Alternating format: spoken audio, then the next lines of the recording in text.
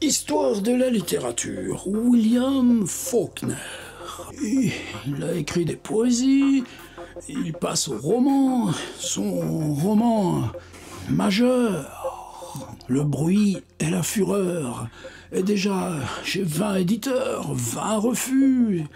Un autre qui s'appelle Monnaie de singe, publié mais personne n'a jamais regardé.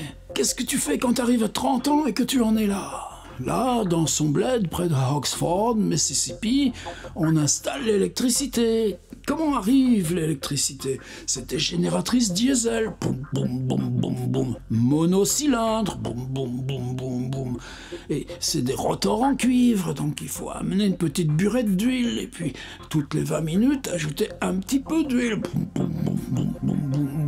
Il trouve ce métier. Il va le faire 21 jours. Au bout de 21 jours, il va tout plaquer. Qu'est-ce que tu fais toute la nuit, de 22h jusqu'à 6h du matin? Encore une fois, toutes les 20 minutes, faut que tu ailles ajouter de l'huile sur boum, boum, boum, la génératrice monocylindre, diesel. Il a cette idée. Le souvenir de la mort de la grand-mère, la petite cousine, pour voir la mise en bière dans l'intérieur de la maison, était montée sur un arbre. Elle lui avait vu sa petite culotte, c'est pas bien.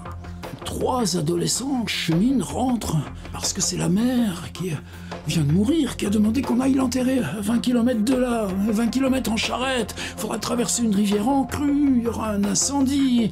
Et puis, il y a le tout petit qui est un peu en handicap, qui dit, il dira que ça dans le livre, « Ma mère est un poisson ». Et bien, si les 6 personnages commencent à parler... la grande fille, ce qui l'étonne, c'est que la mère, pour pas froisser sa robe, dans le cercueil, on l'a mise à l'envers, la tête à l'endroit des pieds, les pieds à l'endroit de la tête.